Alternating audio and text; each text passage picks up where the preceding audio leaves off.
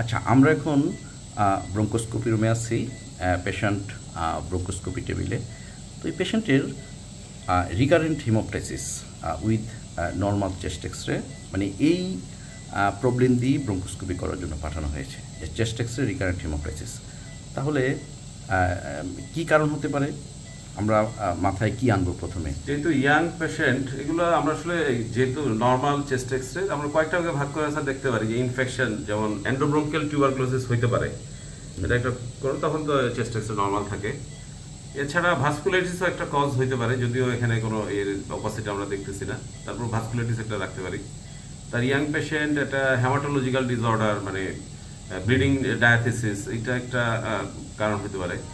Upper respiratory ইনফেকশনের সেটাই যাচ্ছে কিনা, যে নাজাল কেভিটি থেকে, এটা একটা সম্ভাব্য কারণ হতে পারে। আর্লি ব্রঙ্কিটিস যেটা হয়তো সিটি স্ক্যানে আমরা পাবো, কিন্তু এক্সরেতে পাচ্ছি না। হ্যাঁ, এইগুলি তো তোমরা ডেফিনেটলি আমরা এগুলি ইভ্যালুয়েট করেছি, মানে ইভ্যালুয়েট করেই পেশেন্ট এসেছে, তাই না? তার সিয়াঙ্কা, পিয়াঙ্কা, ভাস্কুলাইটিস প্রোফাইল, সেগুলি আমরা এক্সক্লুড করেছি। আরেকটা ব্যাপার মনে রাখতে হবে, যে তোমার কোনো ভালভুলার ডিজিজ আছে কিনা। এখানে এই চেস্ট এক্সরেতে তো আর মাইট্রাল স্টেনোসিস বলা যাবে না, কিন্তু আমাদের থিওরিটিক্যালি মনে রাখতে হবে। দেখা গেল যে হিমোপ্টাইসিস অল ইনভেস্টিগেশন করা হয়েছে, সিটি স্ক্যান করা হয়েছে, ইভেন সিটি পালমোনারি অ্যাঞ্জিওগ্রাম করা হয়েছে, কিন্তু আলটিমেটলি সেখানে যে একটা মারমার ছিল সেটা দেখা হয়নি। এটা হতে পারে। আমাদের কিন্তু মানে পিকোডিয়াম, চেস্ট, সেগুলি ক্লিনিক্যাল এক্সামিনেশান, জেনারেল এক্সামিনেশনের পরই তারপর ইভ্যালুয়েশনের প্রশ্ন আসবে। তো আমরা এই পেশেন্টে ফিরে আসি, যেটা তোমরা বললা যে মাইনিউট ব্রঙ্কিটিস থাকতে পারে, যেটা হচ্ছে সিটি স্ক্যান আসবে, কিন্তু সিটি স্ক্যান তো আমাদের আছে, আমরা একটু পরেই দেখব, সেখানে ব্রঙ্কিটিস নাই। এন্ডোব্রঙ্কিয়াল টিউবারকুলোসিস হতে পারে, এবং সেই জন্য ব্রঙ্কোস্কোপি একটা রাইট ডিসিশন, সেটা আমরা করব। বা যদি পেশেন্ট এইজেড হয় বা রিস্ক ফ্যাক্টর অফ মেলিগনেন্সি থাকে, তার এন্ডোব্রঙ্কিয়াল মেলিগনেন্সিও হতে পারে, তাই না? এখনও কলাপস করে নাই, বা এখনও এক্সট্রাব্রঙ্কিয়াল কোনো অপাসিটি দেওয়ার মতো অত লার্জ হয় নাই, কিন্তু সে ব্লিডিং করে যাচ্ছে, সেরকমও কিন্তু হতে পারে। আর ভাস্কুলাইটিস, পিয়াঙ্কা, সিয়াঙ্কা এবং আদার ভাস্কুলাইটিস প্রোফাইল, সেটা আমরা করেছি। আর যে কোনো ব্লিডিং, সেটা হিমোপ্টাইসিস হোক, হেমাচুরিয়া হোক, সেটা চোখ দিয়ে ব্লিডিং হোক, ইন্ট্রাক্রেনিয়াল হিমোরেজ হোক, দুইটা কন্ডিশন আমরা একদম মুখস্থ মনে রাখবো, যে তার কোনো ব্লিডিং ডিসঅর্ডার আছে কিনা, অথবা সে কোনো ড্রাগ পাচ্ছে কিনা, অ্যান্টিকোয়াগুলেন্ট পাচ্ছে কিনা, অ্যান্টিপ্লেটেলেট পাচ্ছে কিনা, মনে করো সে হয়তো ক্লোপিড পাচ্ছে, সেটার জন্য তার ব্লিডিং হচ্ছে। তো আমরা ইনিশিয়াল সব ইনভেস্টিগেশন দেখলাম যে করা আছে, এবং পেশেন্টের হিমোপ্টাইসিসের কোনো কারণ খুঁজে পাওয়া যায়নি। এখন সায়েম, তোমার কাছে কি মনে হচ্ছে যে এটা আসলেই একটা নর্মাল চেস্ট এক্সরে, অথবা কোনো ফিজিওলজিক্যাল ভেরিয়েন্ট আছে কি না? সেটাকে আমরা অ্যাবনর্মাল বা নর্মালের মাঝামাঝি একটা টার্ম বলতে পারি, কিছু মনে হচ্ছে কি? অ্যাপারেন্টলি এটা নর্মাল, কিন্তু স্যার এই যে এখানে যে এই যে লাইনটা দেখা যাচ্ছে, এটা দেখে মনে হয় যে স্যার এটা অ্যাজাইগোস লোব, এটা লোব। Very good. এটা একটা অ্যাজাইগোস লোব, এটা কিন্তু আসলে অ্যাজাইগোস লোবই আমরা চিন্তা করব, একদম টিপিক্যাল অফ অ্যাজাইগোস লোব। আমরা সিটি স্ক্যানও দেখব সেটা সাপোর্ট করে কিনা। তো এখন কথা হলো, অ্যাজাইগোস লোব তো ফিজিওলজিক্যাল, কিন্তু আমাদের মনে রাখতে হবে, যখন কোনো কারণ খুঁজে পাওয়া যাচ্ছে না, তখন অ্যাজাইগোস লোবকেও কিন্তু একটা কজ অফ আনএক্সপ্লেইনড হিমোপ্টাইসিস বলতে পারি। এবং অ্যাজাইগোস লোব যেহেতু মিস করার চান্স বেশি, সেক্ষেত্রে আসলে নর্মাল চেস্ট এক্সরে উইথ হিমোপ্টাইসিস হিসাবেই আমাদের কাছে আসবে, বা আমরা সেটাকে সেভাবেই মানে ট্রিট করব।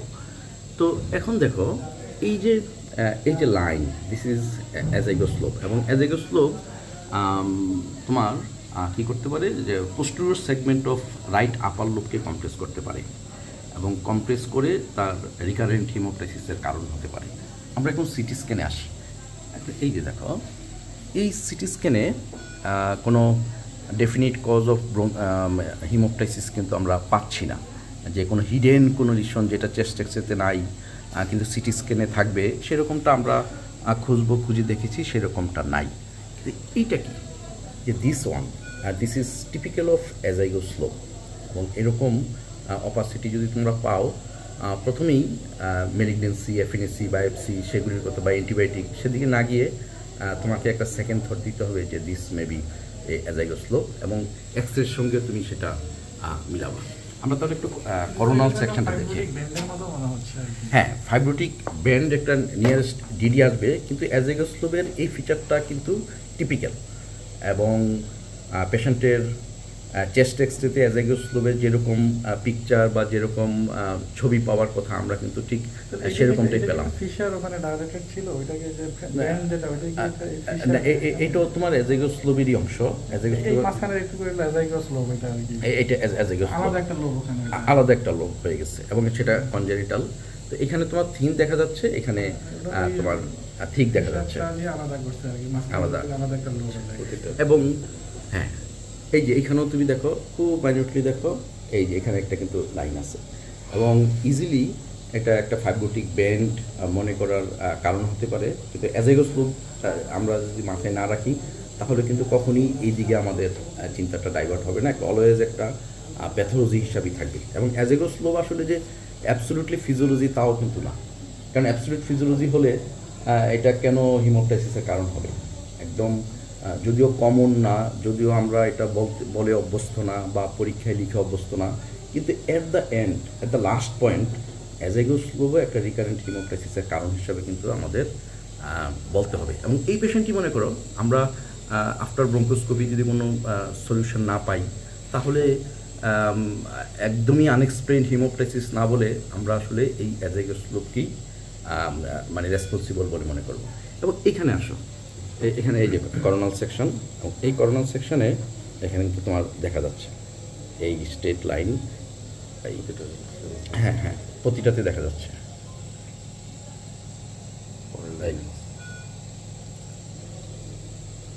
হ্যাঁ সাইম তুমি দেখো, হ্যাঁ এটা মানে প্রতিটাতেই আছে, এটা প্রতিটা সেকশনে এটা দেখা যাবে যে আলাদা একটা লোবের মতো, আলাদা একটা লোবের, এখান থেকেই শুরু হচ্ছে এটা।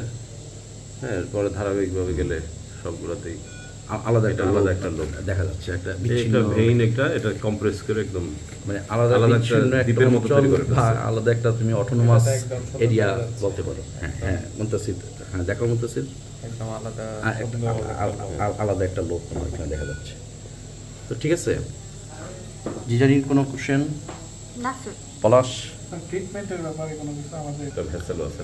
হ্যাঁ, তাহলে পলাশ যে প্রশ্ন করলা যে অ্যাজাইগাস লোব তার কোনো ট্রিটমেন্ট দরকার আছে কিনা, আসলে মোস্ট অফ দ্য কেসে অ্যাজাইগাস লোব অ্যাসিমটোমেটিক থাকে, এবং পেশেন্ট বা ডক্টর কারোই হয়তো জানা হয় না যে তার কোনো অ্যাজাইগাস লোব ছিল। তবে ইন সাম কেস, রেয়ারলি এটা এরকম রিকারেন্ট হিমোপ্টাইসিস, মেলিগনেন্সি, তারপরে নিউমোথোরাক্স সেটা করতে পারে। সেরকম এই অ্যাপারেন্টলি ফিজিওলজিক্যাল কিন্তু পটেনশিয়ালি প্যাথোলজিক্যাল এই অ্যাজাইগাস লোব বা এই প্যাথোলজিটা তখন কিন্তু তোমার সার্জিক্যাল ইন্টারভেনশনের প্রয়োজন হতে পারে। তোমার বেডস, ভিডিও অ্যাসিস্টেড থোরাকোস্কোপি সার্জারির মাধ্যমে এই অ্যাজাইগাস লোবের সার্জিক্যাল ম্যানোভারের প্রয়োজন হতে পারে। আর হর্নার সহ যদি এই রেডিয়েশন থাকে তাহলে পয়েন্ট অফ সিনড্রোম হয়ে যাবে। আলটিমেটলি সিম্প্যাথেটিক পেইনটা আছে যদি